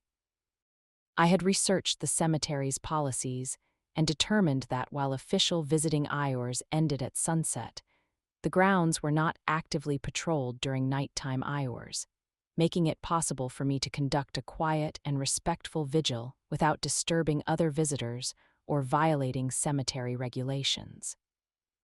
I returned to Riverside Cemetery around 1100 that night, carrying additional candles, a portable chair, and a small speaker that would allow me to play some of my grandmother's favorite Cuban music during the memorial ceremony.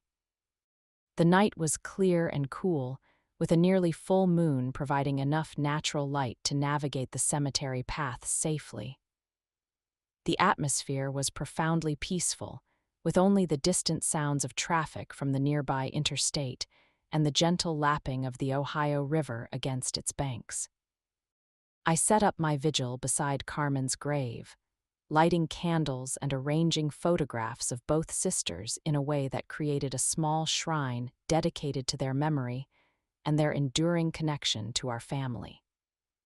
I began the ceremony by reading aloud the letter I had written, expressing our family's love and gratitude for both women's influence on our lives.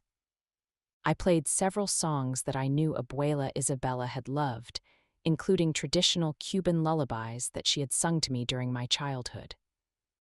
As the music played softly in the quiet cemetery, I began to feel an overwhelming sense of peace and connection that seemed to emanate from the ground itself. The grief that had been weighing on me for an entire year began to transform into something more positive, a celebration of the love and wisdom that both women had brought to our family's life, and an appreciation for the privilege of being their descendant and the keeper of their memories. It was during this emotional transformation that I experienced the supernatural encounter that would forever change my understanding of death and the continuing bonds between family members.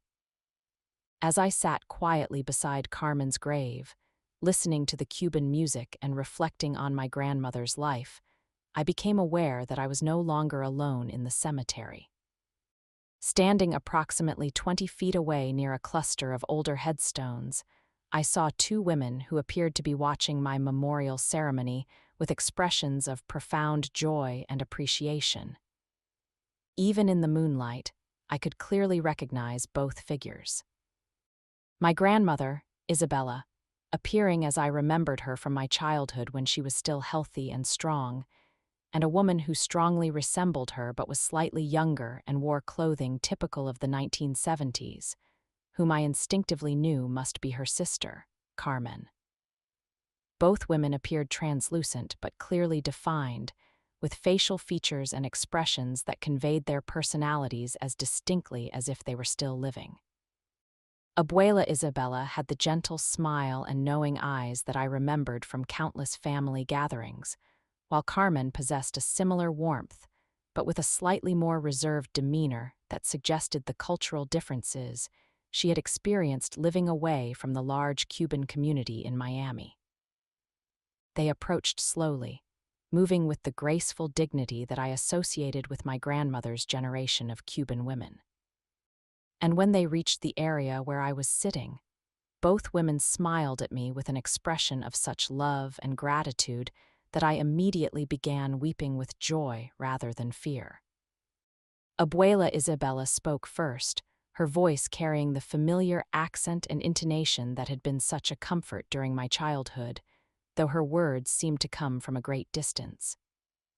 She told me how proud she was that I had made the journey to Kentucky to honor Carmen's memory and fulfill the promise I had made during her final months.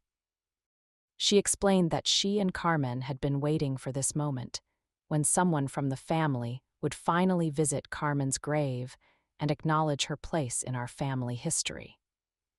She said that Carmen had been lonely in the Kentucky cemetery, separated from the large Cuban community that had defined so much of their shared cultural identity, but that my visit had created a bridge between Carmen's isolated grave and the family connections that had sustained both sisters throughout their lives. Carmen spoke next, her voice carrying a slight Kentucky accent that she had apparently acquired during her years living in the area, but still retaining the musical quality that characterized the Spanish spoken by their generation. She thanked me for bringing photographs and music from home, explaining that she had not heard Cuban music or seen pictures of family members since her death in the 1970s. She told me about her years in Kentucky and how she had missed the large family gatherings and cultural traditions that had been such an important part of their childhood in Cuba and their early years in Miami. Most importantly, both women emphasized that my visit had allowed them to be reunited in death after decades of separation, and that they would no longer be alone in their respective resting places. Abuela Isabella explained that spiritual connections between family members can transcend physical distance, but that these connections are strengthened when living family members take deliberate action to honor and remember those who have passed away. They asked me to convey specific messages to various family members, sharing memories and expressions of love that demonstrated their continuing awareness of our lives and their ongoing concern for our well-being. They spoke about family members' recent achievements, challenges, and changes in ways that indicated their spiritual presence had allowed them to remain connected to our family's ongoing story. The conversation lasted for what seemed like hours, though time felt strangely distorted during the encounter. When the sisters finally began to fade from view, they both embraced me in a way that felt completely physical despite their translucent appearance, and I experienced the same sense of unconditional love and protection that I had always felt in my grandmother's presence during her lifetime. As they disappeared into the moonlit cemetery landscape, I felt a profound sense of completion and peace that had been absent from my life since Abuela Isabella's death. The guilt about missing her funeral had been replaced by gratitude for the opportunity to experience this supernatural reunion, and my grief had been transformed into a celebration of the continuing love that connects our family across the boundaries of life and death. When I returned to Miami the following week, I shared my experience with other family members, many of whom reported that they had felt a sudden sense of peace and connection to Abuela Isabella around the same time as my visit to Kentucky. Several relatives mentioned dreams or other experiences that suggested our grandmother's spirit had somehow become more accessible to the family following her reunion with Carmen in the cemetery. The encounter at Riverside Cemetery taught me that love truly transcends death, and that our connections to deceased family members can be maintained and strengthened through deliberate acts of remembrance and honor. The supernatural reunion I witnessed demonstrated that death is not an ending but a transformation, and that family bonds can persist indefinitely when they are nurtured by the living through memory, respect, and ongoing communication with those who have passed away. Since that night in Kentucky, I have made annual pilgrimage trips to both Carmen's grave in Covington and Abuela Isabella's grave in Miami, maintaining the connection between the sisters and ensuring that both women remain active parts of our family's ongoing story. These visits have become meaningful traditions that strengthen our family's sense of identity and continuity, while also providing opportunities for spiritual encounters that remind us of the enduring nature of love and the continuing presence of those who have shaped our lives. My experience at Riverside Cemetery fundamentally changed my understanding of death and mourning, transforming my grief from a source of pain into a source of connection and strength.